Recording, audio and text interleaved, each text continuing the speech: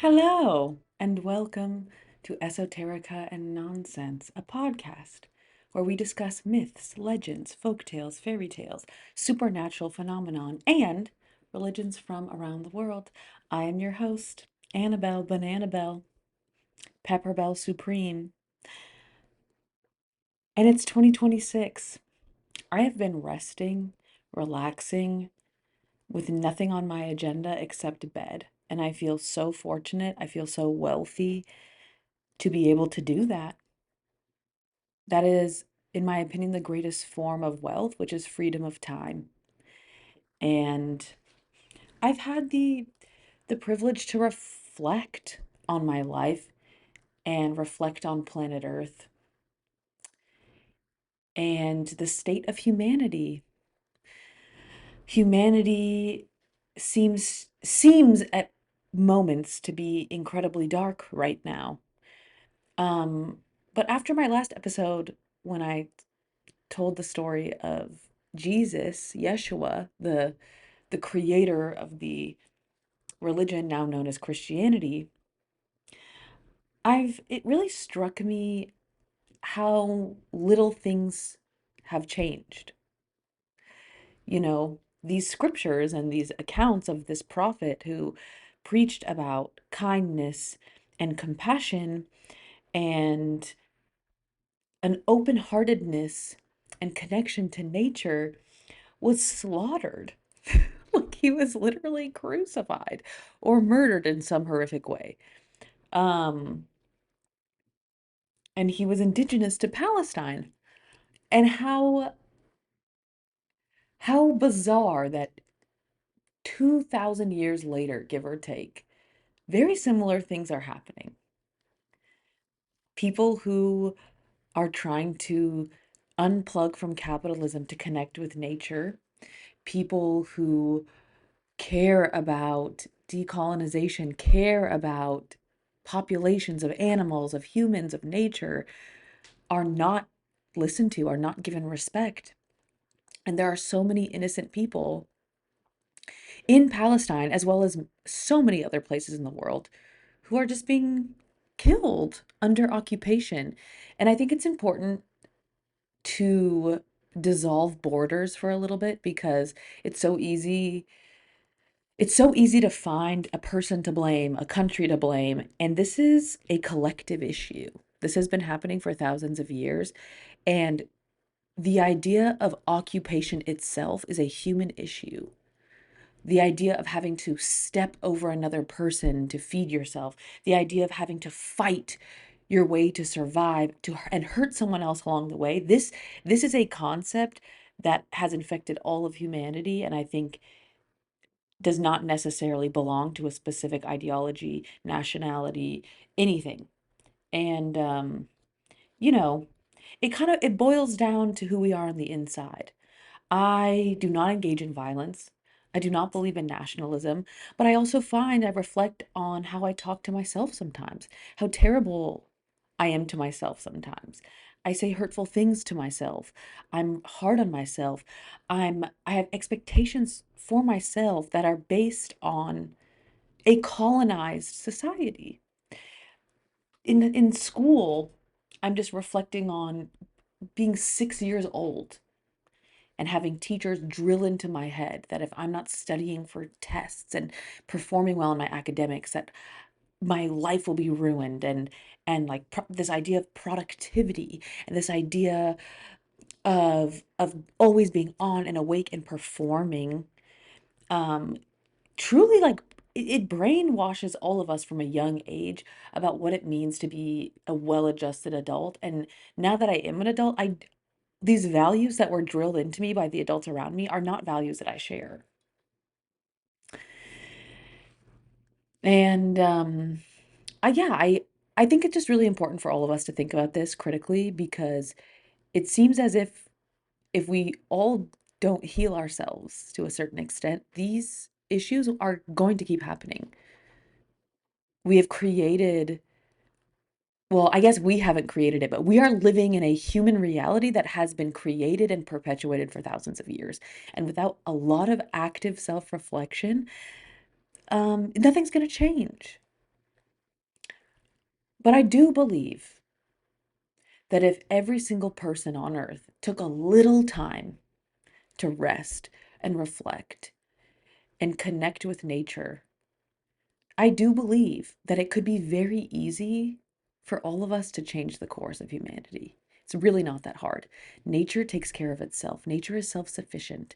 There's no this idea of waste and trash and limited resources. These things are made up. If we care for the earth and care for our bodies and care for each other, and by each other, I mean humanity, the animals, the plants, everything takes care of itself. So that's what I've been thinking about in 2026. I have nothing but love for you if you're listening.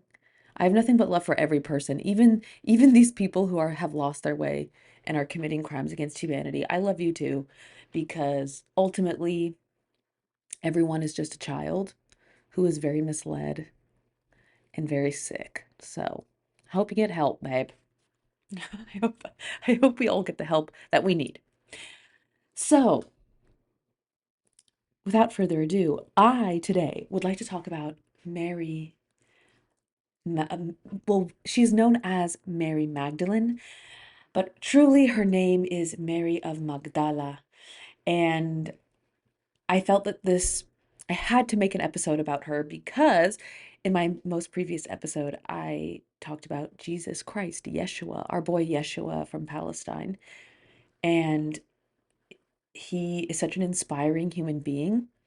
I highly recommend you listen to that episode, but in a nutshell, he moved out of a city and lived in nature and believed that the secret of life was to leave cities and live in nature and respect earth, and that is how you connect with God, and that God is the creator of all things, and God lives within everyone, and everyone is a child of God, and to essentially be incredibly kind and open-minded. There's so much to talk about with Jesus. There's so much nuance that I didn't really even get to talk about Mary Magdalene. She's a huge part of the legacy of Christianity and a very misunderstood individual in the history, unsurprisingly, because if you're new here, what we love to talk about as we report on the ancient world is deconstructing the beliefs and the narratives and where they come from. Unsurprisingly, specifically with Christianity, it was co-opted by the Roman Empire and used as a tool for colonizing their subjects and basically gaining the allegiance of their subjects of the Empire of Rome.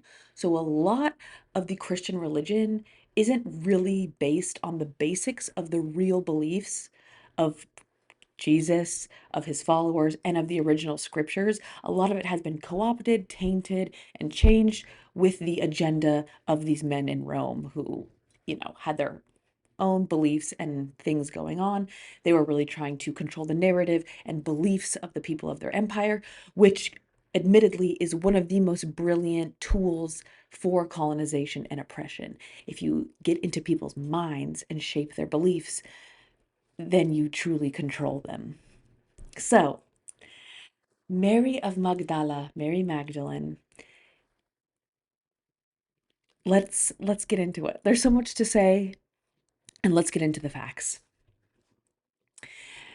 Mary of Magdala is a huge piece of Christianity and arguably the most notable of all of Jesus's followers.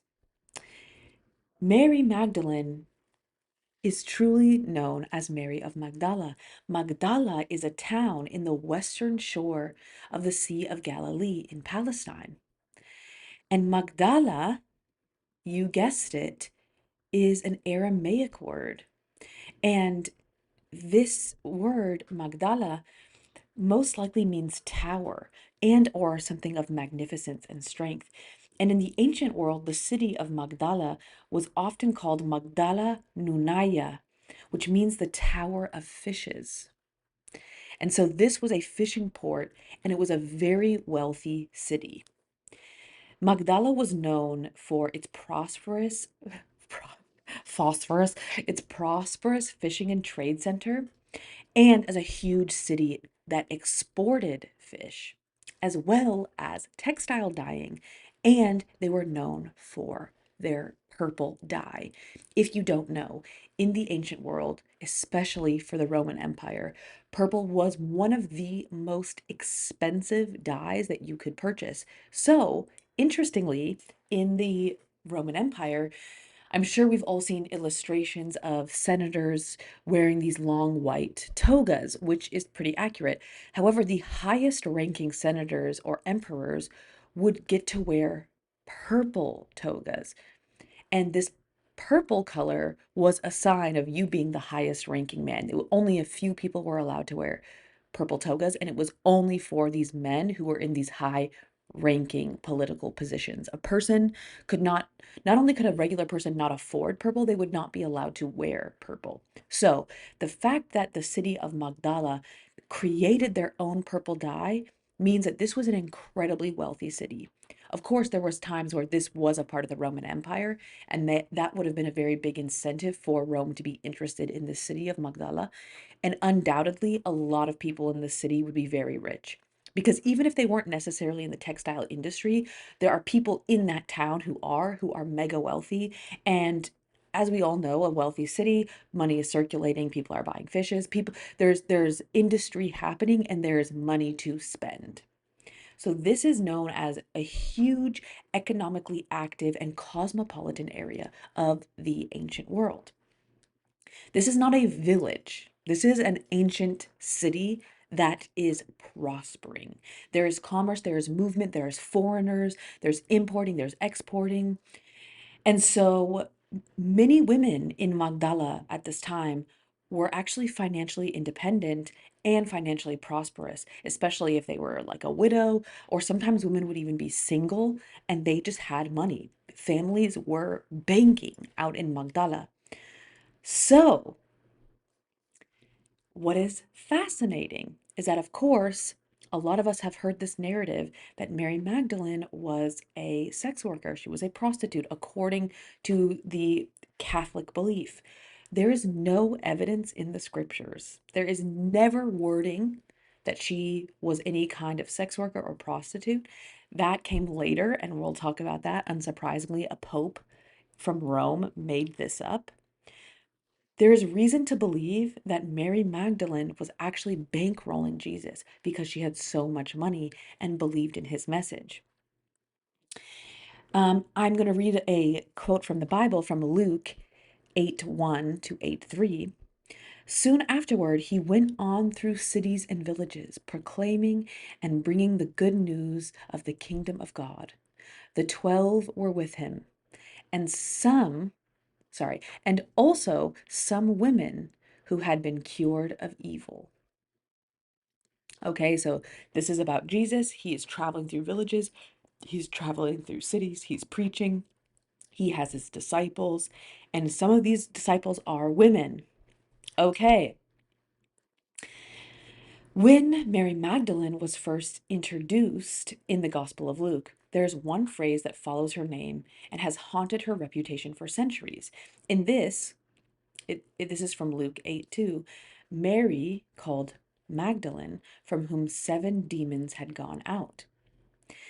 This line is very controversial and has been used to portray Mary as morally corrupt, a sexual deviant, and spiritually unclean. However, this interpretation does not reflect how illness, trauma, or possession were understood in the first century, meaning that this could very well be referring to her connection to city life and capitalism and not understanding the harmony of nature and charity, etc.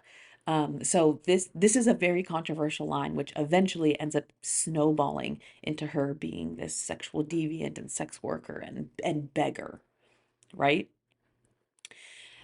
Interestingly, in the ancient world, in this part of the Jewish Greco-Roman nation of Palestine, demons could refer to many things. Demons could refer to severe physical illness. It could refer to psychological distress or trauma, seizures or neurological conditions, depression, dissociation, or any kind of spiritual crisis. Hmm.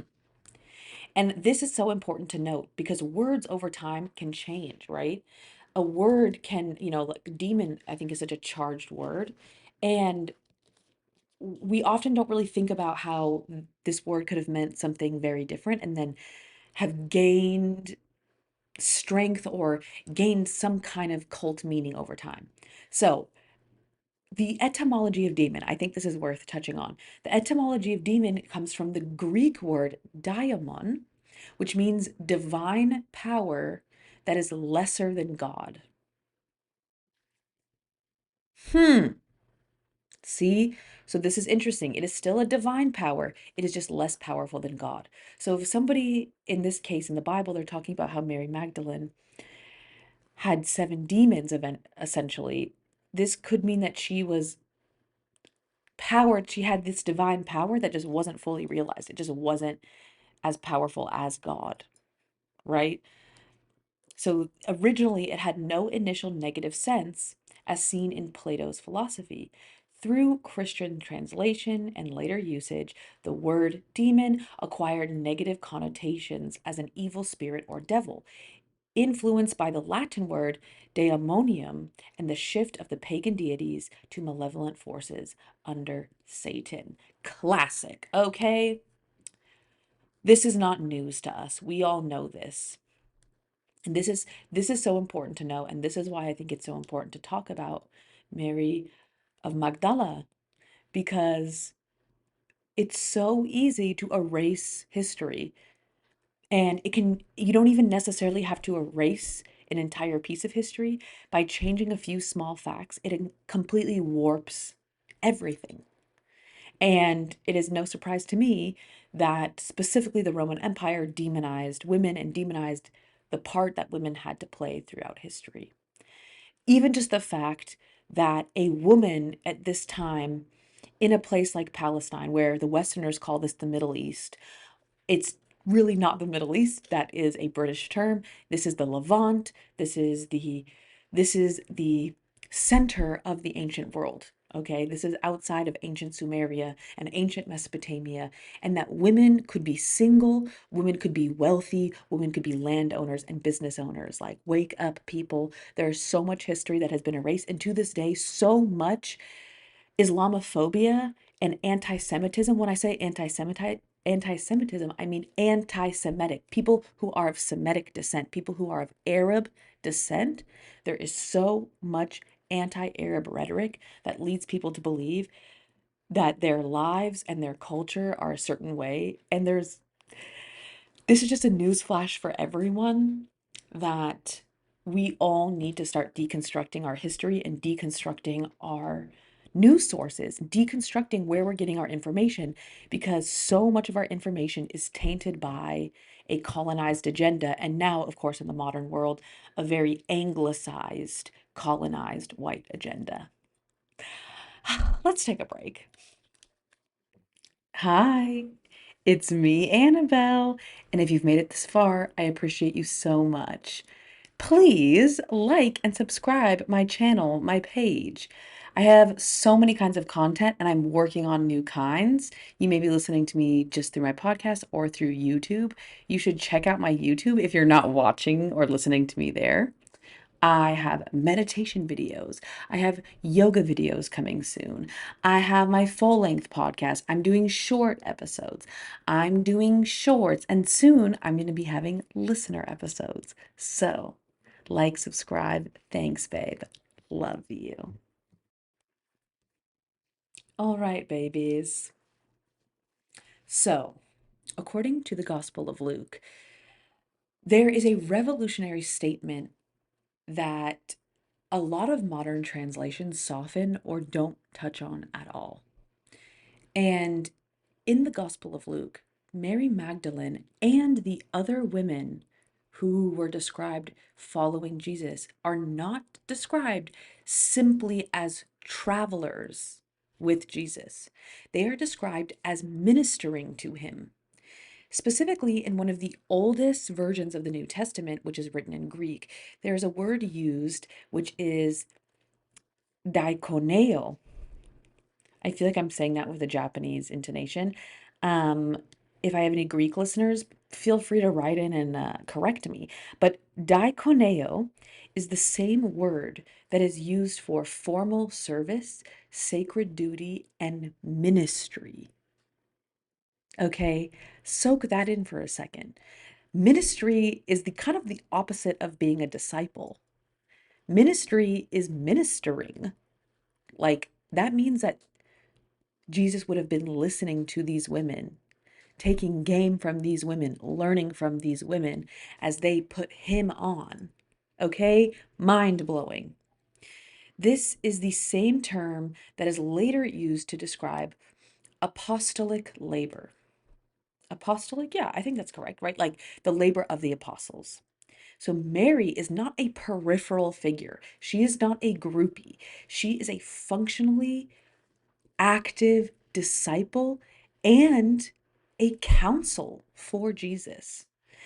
And as I mentioned, because she was known as Mary of Magdala, it is very, very, very possible that she was incredibly wealthy and was paying for a lot of Jesus's lifestyle and making sure they had food, etc. In Luke 8:3, it states, "And Joanna, the wife of Chusa, Herod's steward, and Susanna and many others who provided for them out of their resources." Okay, so the women are providing for these disciples and Jesus, okay, who provided for them out of their resources. This is radical. Not just Mary Magdalene, but other women are funding not only Jesus, but his whole ministry. This whole group of people, which minimum is 12 plus Jesus. But a lot of these people have wives. There's probably more. So this is like over 13 people. These women are providing. Okay? This implies that these women were financially autonomous. They had social status and they had the authority of choice. Mary is not rescued by Jesus in the economic sense. She is sustaining his movement. And yes, maybe you could claim that she's rescued morally or spiritually. Of course, it's clear that they're all enjoying his company. He seems to be an incredibly magnetic and beautiful, maybe even enlightened individual. But they are paying for this, they are bankrolling this shit. So, while the Gospels do not dramatize Mary's closeness overtly, there are many passages that show Mary Magdalene's closeness to Jesus with their presence with each other. In the Gospel, Mary appears towards the beginning of Jesus' ministry and rise to fame. She is often with him or next to him during his public preachings. She's also there during his crucifixion, which many of the other disciples are not. She's also present during his burial, and she is the one disciple who witnesses his resurrection. Many of the other disciples have already disappeared by this point because they're scared and they're bitches. And most of them are men. Look, are you seeing the pattern here? Are you seeing what's happening here? The men aren't paying for this. The men are running the second the army shows up. The women are paying for this, standing by his side, even after death. Like, let that soak in. Women are real as shit. Women are the real ones. This is not new. I'm not surprised by this. I'm kind of speaking to you in the back. People who maybe not realize this, maybe the men, maybe the straight cis men don't realize this. Women have been running this shit from the beginning. And sadly, through colonization and patriarchy, we have been led astray. But even our dear J boy, even our beautiful, kind Jesus, who has now been used as the face of colonization, was funded and bankrolled, loved, supported by women. Here we go. In Mark 15:40, quote, "There were also women looking on from a distance." They're talking about the crucifixion right now, okay? "Among them were Mary Magdalene and Mary, the mother of James, the younger of the," I'm gonna say Jose's, but the Joses. I don't know how I don't know. I'm gonna just say Jose's. Um, because I'm not really sure how you'd pronounce this in Aramaic. Sorry. Okay, here we go. And Mary, the mother of James, and the younger of the Hoseas, and Salome. They used to follow him and provided for him when he was in Galilee. And there were many other women who had come up with him to Jerusalem. I feel like that's sometimes the Bible is just really dense. What they're saying is while Jesus is being crucified, there are so many women. And you know what? I said Jose's, but I think it's like Josie's. I think they are, yes, I think these are all women. So so these are the mothers of some of the disciples, just female disciples, and Mary Magdalene are watching him being crucified. They are in the same quote, they provided for him every time he was in Galilee. The men are gone. The men have fled. Mary is there. This moment alone qualifies Mary as one of the most courageous figures in the narrative of Jesus in the Gospels, and as one of his closest companions and disciples. People, hello. The absence of male disciples during the crucifixion is not an accident. The gospel writers include Mary Magdalene precisely because she was one of the only people who not only witnessed his death, but she witnessed his burial and the resurrection. In Jewish law, women were not accepted as legal witnesses. Great! And yet, the resurrection story is entrusted first to a woman. This is not convenient storytelling. This is an uncomfortable truth for many people in the religious world, and this is a big reason why so many of them hate her and have tried to minimize her part in the Christian religion. Spoiler alert, because she is the one who sees his resurrection, she was one of the biggest disciples who got a huge following after Jesus died. It is believed that she moved into the caves of France and had a huge, huge group of people that would come and listen to her speak. And she was basically living in a cave like a monk. It's giving India. However, I've mentioned this before on the pod that when I was in India, especially in the south in Kerala, which is a Catholic state, Kerala is Syrian Roman Catholic, which means that they have been Catholic before the caste system even existed, so they do not have a caste. And they claim to be direct descendants of disciples of Jesus himself. And according to them, they all believe that Jesus came to Kerala after he resurrected and that he spent the rest of his life preaching and meditating in Kerala. I love this version of the story. I also find it interesting that even though he was resurrected, it seems as if so many Christians aren't really interested. I think maybe the belief is that he like ascended, so he like was resurrected but kind of like dissolved into like light and like became one with God. Um, but what if like right, what if he didn't? Like what if he was just vibing and like traveling the world? And why wouldn't he go to India? I mean, come on. Okay, so our girl, Mary Magdalene, she is at the crucifixion. She is preparing Jesus's body for his tomb, and she is the one who returns to the tomb to pray and grieve his death. This is when she witnesses him resurrect from the dead. So at this point, most of his disciples have already disappeared. They're already in hiding. She is still there. She is returning to his burial grounds. She goes to his tomb. In Matthew 28:1, quote, after the Sabbath, as the first day of the week was dawning, Mary Magdalene and the other Mary went to see the tomb.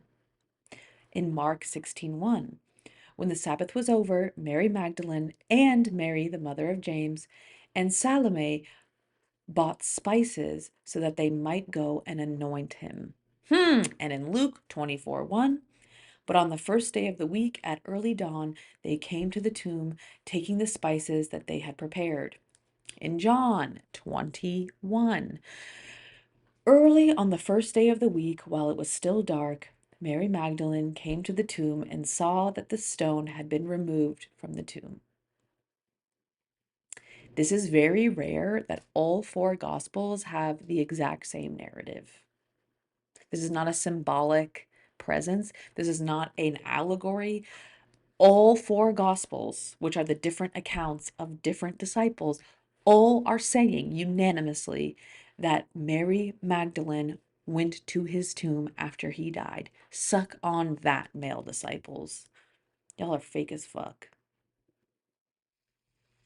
The Gospel of John gives Mary Magdalene the most personal resurrection narrative. In this gospel, she does not encounter angels first. She encounters the absence of Jesus's body.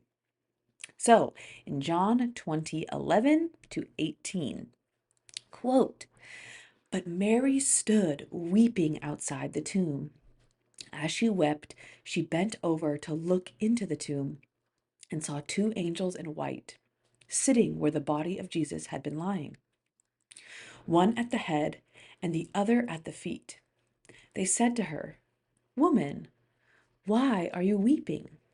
And she said to them, 'They have taken away my Lord, and I do not know where they have laid him.' When she had said this, she turned around and saw Jesus standing there, but she did not know that it was Jesus. Jesus said to her, 'Woman, why are you weeping? Whom are you looking for?' Supposing him to be the gardener, she said to him, 'Sir, if I have carried him away, oh, sorry, sir, if you have carried him away, tell me, where have you laid him, and I will take him away.' Jesus said to her, 'Mary.' She turned and said to him in Hebrew, 'Rabboni,' and this means teacher. Jesus said to her, 'Do not hold on to me, because I have not yet ascended to the Father. But go to my brothers and say to them, I am ascending to my Father and to your Father.'" Okay, Mary was there. She witnessed it. She was going back to visit him to anoint him with spices. That is our girl. The New Testament, obviously, now as we know it, has not really kept all of this information intact. A lot of the New Testament, especially nowadays, because it has been translated multiple times in most instances, the New Testament is very curated. In the first 3 centuries after the death of Jesus, dozens of texts circulated among early Christian communities: letters, gospels, hymns, and mystical teachings. Many of these texts gave Mary Magdalene a role that later became uncomfortable to the Roman Empire. There also is allegedly a Gospel of Mary Magdalene. What do you think about that? Put that in your pipe and smoke it, you dumb bitch. Do you know what this reminds me of? One of the best pieces of graffiti I've ever seen in my fucking life, when I was in Portland, Oregon, I was like going to the Amtrak station and I was taking this like kind of cuddy road to get there. So you're like on the water and it's just hella cuddy. There's like hella RVs and broken glass and like it's super like methy back road vibes. If you know, you know. So like I was on one of those roads by the water and I think there's like a Hooters down there. Like it's just super cuddy. Anyway, there was this billboard, and the billboard was like a Christian, it was a Christian billboard. And so the image was like these two hands, obviously white. It was a white man's hands holding an open Bible. And then there was like all of this light coming out of the Bible, like very vibes, like it almost was like the sun was like rising from behind the Bible. And then the billboard said something. I don't really know what it says because somebody had blacked everything out. Like they had used black spray paint to almost create a censor bar, just like thick, fully opaque black rectangles, blacking out what it said, except the Bible. So like the Bible was written on that billboard, and whoever blacked everything out kept the Bible, and they wrote in black spray paint, "Burn the Bible," which was original typing, You dumb bitch. Burn the Bible, you dumb bitch. I fucking loved that graffiti. Loved it. Granted, I don't think we should be burning books. Okay. I think this was a political statement and I loved it. And I think it was very poignant. It was very, it's of the moment because I think every version of the Bible should be kept as a relic of history to understand the psychology of people throughout history. But if you were to truly believe in a religion, in this case Christianity, why wouldn't you be looking at the oldest translations, the purest, unadulterated translations? Like, don't be silly. Don't be dumb, babe. Don't be dumb. I just want to say I have compassion for everyone because a lot of us just don't know. I was not raised religious and I was just lucky um that I've always just been very critical and very skeptical of information, so I just do a lot of my own research, but I get it. A lot of us, like, if you were raised being told these things from people you trust, why I don't think it would ever occur to you the the level of curation and distortion through thousands of years could have happened, especially, if people you love are telling you that your translation is reputable. Okay? So, compassion for everyone, but like let's all normalize doing our own research. You don't have to be anti-Bible, but like if you love the Bible, why not try reading a very, very, very accurate translation? Why not read the translations of the oldest versions of the Bible, which are the Coptic Bible, the Greek Bible, the Ethiopian Bible? Why not try to learn those languages so that you can actually read them in the original languages? Like, you know what I'm saying? Like, why not try to learn Aramaic, the language of Jesus? Like, there's not really a lot of curiosity or interest in like really learning about Jesus. People are just listening. Oh, I'm sorry. I'm scratching my mic. I'm going crazy. I'm getting excited. I'm very passionate about this. Let's normalize doing our own research and being interested in the ancient world. Is that too much to ask? Let's take a break. Are you a fan of the podcast and want everyone to know? Well, guess what? We have merch live. There are sweatshirts, t-shirts, tank tops, water bottles, stickers, all kinds of things. There's also some other like random fun things of my personal art. But why not get a tote bag, a tumbler, and a hoodie to tell the world that you listen to the pod? Check it out. There's a link in the description of this video and a link in the description of my podcast and channel. Check me out, babe. Okay, back on track. By the time it is the 2nd century AD, only fragments of the Gospel of Mary survive. However, what remains is profound. In the Gospel of Mary that still exists, there is depictions of Mary receiving private teachings from Jesus. There are descriptions of her consoling the disciples after his death, and descriptions of her explaining the soul's ascent beyond fear and domination. She speaks with authority, and she is almost like the spokesman of Jesus himself. This is a passage from the Gospel of Mary, paraphrased from the Coptic scriptures, which is from the Egyptian scriptures. Highly recommend to listen to my episode about Copt. The episode is called Copts.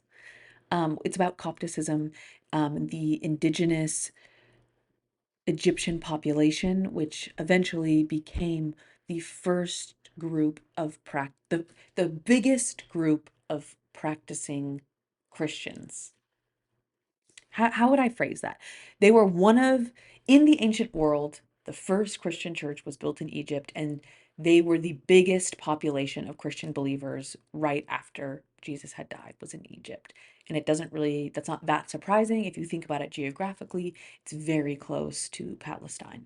So, in this um, selected passage, which is paraphrased from the Coptic scriptures, it says, Peter said to Mary, Sister, We know that the Savior loved you more than the rest of women. Tell us the words of the Savior that you remember. And Mary answered and said, What is hidden from you, I will proclaim to you. Peter then said, Did he really speak with a woman in private and not openly to us? Are we to turn and listen to her? Did he prefer her to us? And Levi answered, If the Savior made her worthy, who are you to reject her? Surely the Savior knows her very well. That is why he loved her more than us. Suck it. Literally, suck it. So, literally, right after Jesus dies, the men are already fucking mad. The men are already annoyed. The very disciples of Jesus are like, really? Like, we have to listen to a woman? Like, would Jesus really talk to a woman alone? Like, and I think this is so important to realize. Like, even these disciples, like, they were still fucking just regular men. Okay? We love J Boy. Jesus sounds like a doll. His disciples are just fucking men. Like, let us not forget that one of his disciples sold him out to the fucking Romans. Like, these disciples are ops. How can you be a disciple of Jesus and still be sexist? Like, what are you smoking, bro? You're tripping. So, in multiple gospels and multiple texts, there are descriptions of different disciples resisting the authority of Mary. Whoop-de-doo, what a surprise. This is not theological, this is structural, and this is cultural. And when I say cultural, I'm talking about human culture. Sexism, misogyny is rampant in every single culture on planet Earth. This is not specific to any group, this is specific to every group. We need to deconstruct misogyny and sexism. It's a waste of time. It's just as stupid as racism.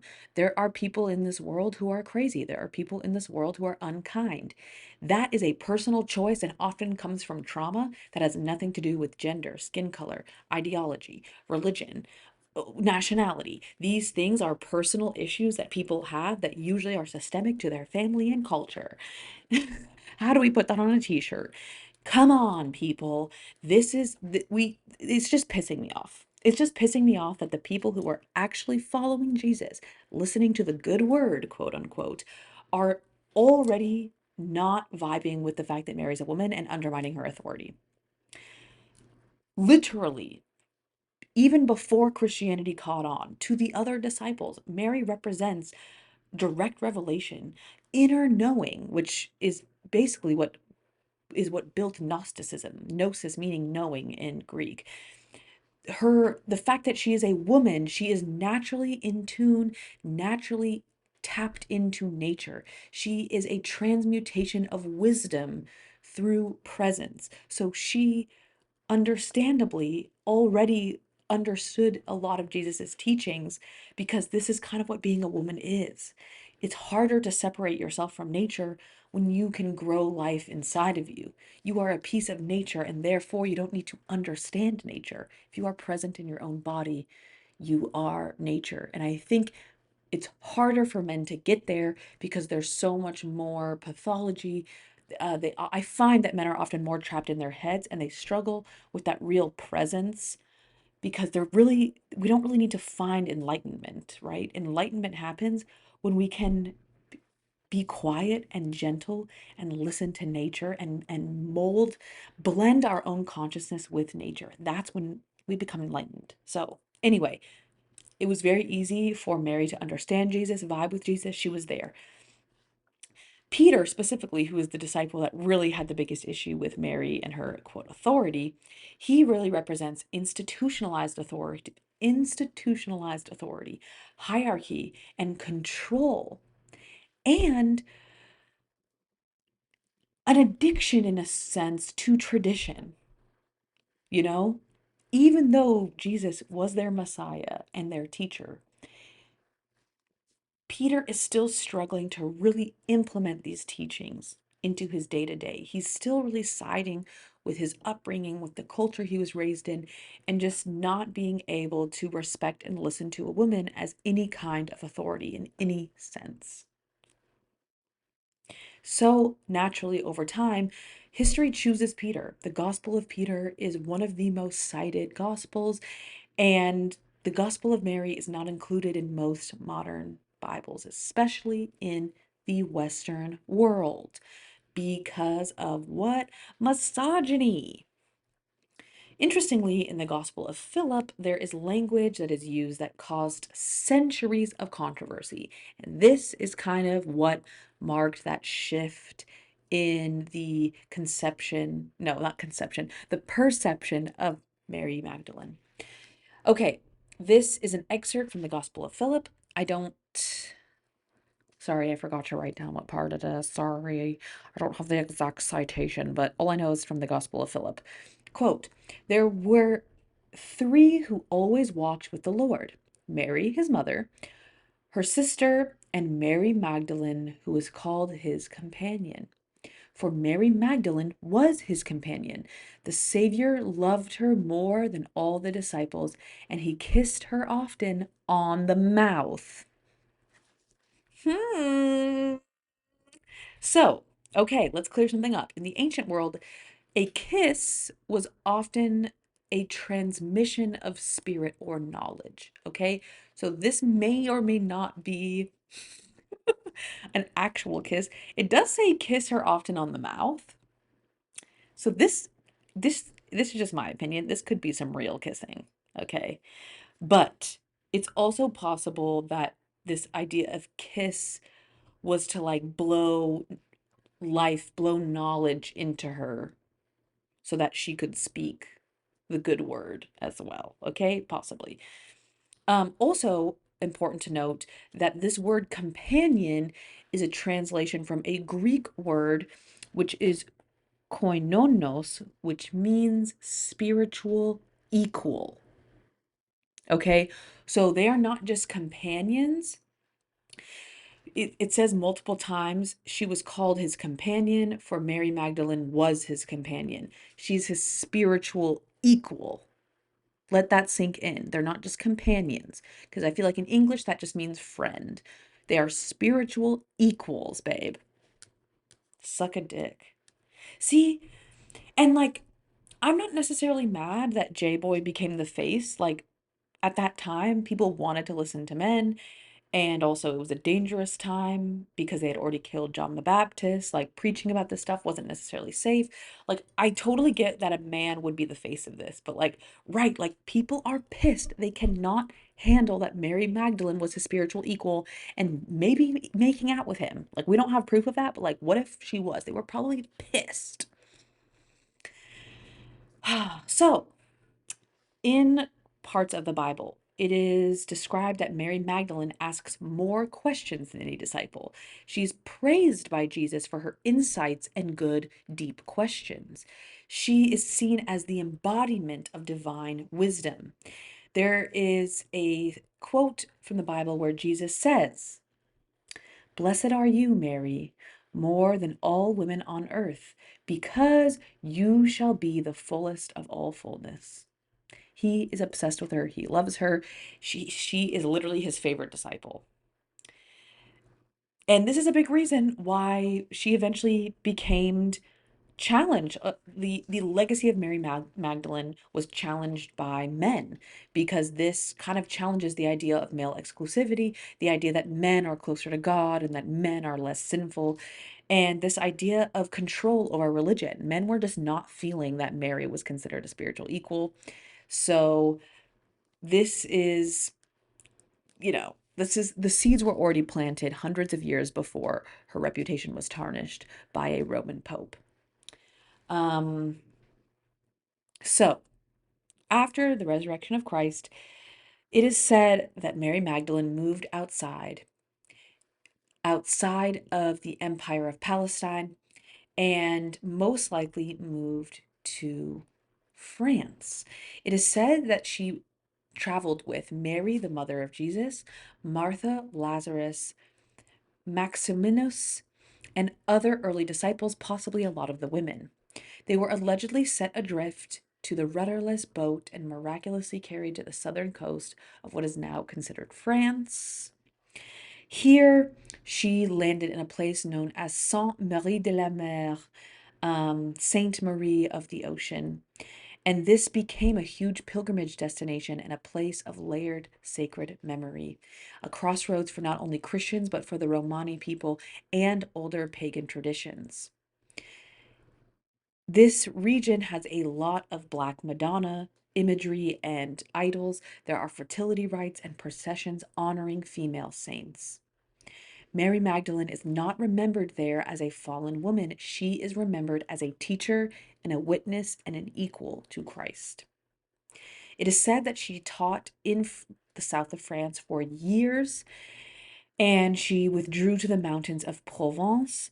And like I mentioned earlier, it is believed that she was living in a cave, specifically a limestone cave, and she lived and meditated as an ascetic for years. And allegedly, people would take pilgrimages to her and listen to her speak. Sign me up. How beautiful. Eventually, she dies, and in some parts of the world, specifically here in the south of France, and then, of course, in eastern parts of the Christian faith, she has been respected and seen as one of the greatest disciples of Christ. But as we all know, she very quickly became demonized with the prostitution myth. This began in 591 CE by Pope Gregory the First.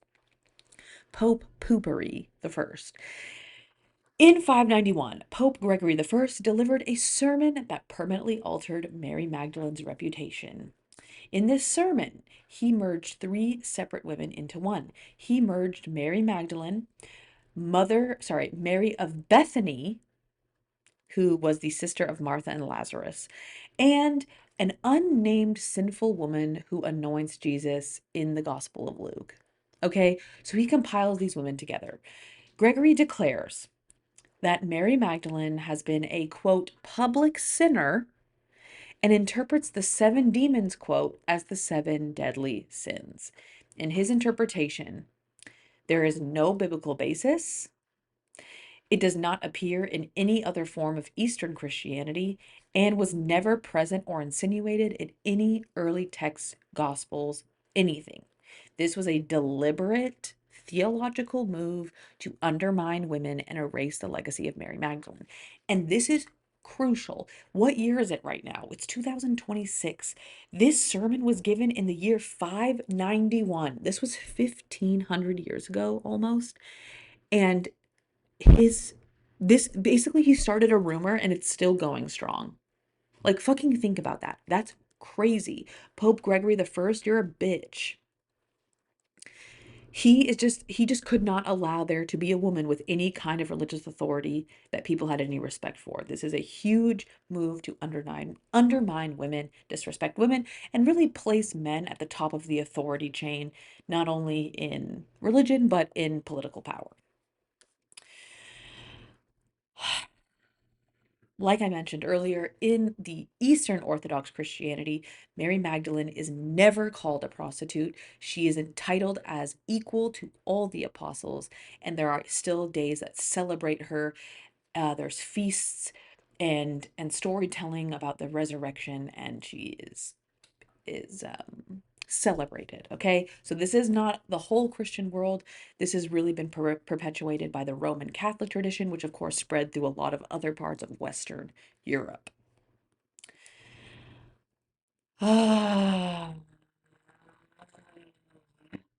So really, what does this tell us? What does this story tell us?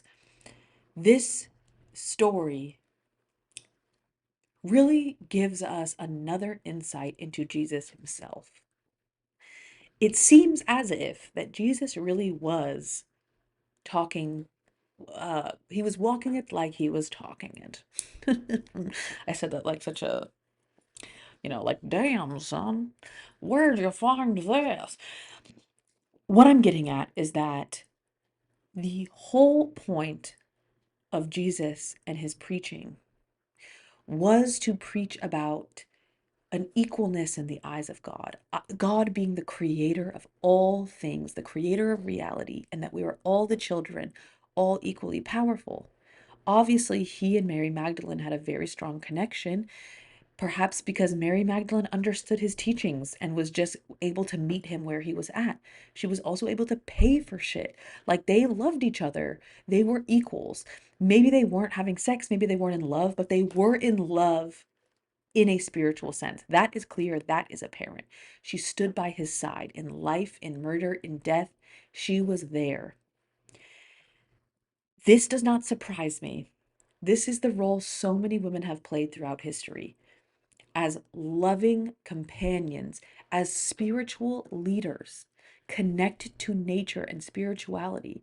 And sadly, through the course of the last 6,000 years, the power that women have has been erased, diminished, warped, controlled. Even in a religion that arguably is committing so many heinous atrocities of violence, colonization, control around the world, their own scriptures cite a woman being equal to Jesus himself, and cite that his closest companions, the people closest to him, even closer than his disciples, were actually women. His mother, his aunt, and other women were funding him, caring for him, and his equals.